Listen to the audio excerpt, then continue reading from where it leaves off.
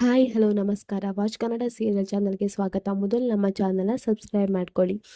ಲಕ್ಷ್ಮೀ ಬಾರಮ್ಮ ಸಂಚಿಕೆಯಲ್ಲಿ ಏನಾಗುತ್ತೆ ಅಂತ ಸಣ್ಣ ಕ್ಲಿಪ್ಪಿಂಗ್ಸ್ನ ಮೂಲಕ ನೋಡ್ಕೊಂಡು ಬರೋಣ. ಸಂಚಿಕೆ ಪ್ರಾರಂಭದಲ್ಲಿ ವೈಷ್ಣವ್ ತುಂಬಾ ಟೆನ್ಷನಲ್ಲಿ ಇರ್ತಾನೆ.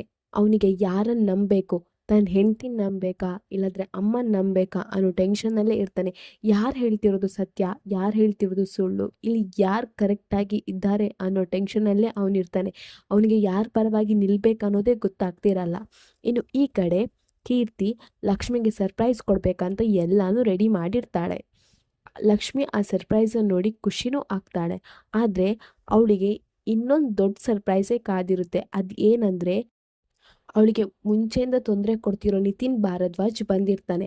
ಅವನು ಹೇಗೆ ಬರ್ತಾನಂತ ಹೇಳಿದರೆ, ಫುಲ್ ಬ್ಯಾಂಡ್ ಎಲ್ಲ ಬಾರಿಸ್ಕೊಂಡು ಖುಷಿಯಾಗಿ ಒಳ್ಳೆ ಮದುಮಗ ಥರ ಎಂಟ್ರಿ ಕೊಡ್ತಾನೆ. ಆವಾಗ ಲಕ್ಷ್ಮಿಗೆ ತುಂಬಾ ಶಾಕ್ ಆಗುತ್ತೆ. ಇವನು ಮತ್ತೆ ಇಲ್ಲಿ ಬಂದ ಅಂತ ಹೇಳ್ಕೊಂಡು.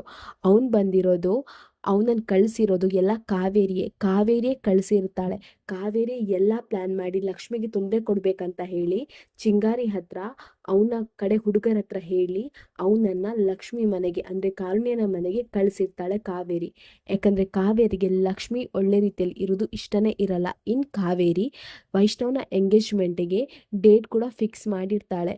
ಆದರೆ ಮನೇಲಿ ಸುಪ್ರೀತಂಗೆ ಯಾರಿಗೂ ಇದಿಷ್ಟ ಇರಲ್ಲ. ಆದರೆ ಕಾವೇರಿ ಮನೆಯವ್ರು ಯಾರ ನಿರ್ಧಾರನೂ ಕೇಳಲ್ಲ. ಅವಳಿಗೇನು ಬೇಕು ಅದೇ ಮಾಡಿರ್ತಾಳೆ. ಇನ್ನು ವೈಷ್ಣವನ ಎಂಗೇಜ್ಮೆಂಟಿಗೆ ಅವಳು ಡೇಟ್ ಫಿಕ್ಸ್ ಮಾಡಿರ್ತಾಳೆ. ಇಲ್ಲಿಗೆ ಈ ಸಂಚಿಕೆ ಸಣ್ಣ ಕ್ಲಿಪ್ಪಿಂಗ್ಸ್ ಮುಗಿಯುತ್ತೆ. ನಮ್ಮ ವಾಚ್ ಕನ್ನಡ ಸೀರಿಯಲ್ ಚಾನಲ್ನ ಸಬ್ಸ್ಕ್ರೈಬ್ ಮಾಡ್ಕೊಳ್ಳಿ.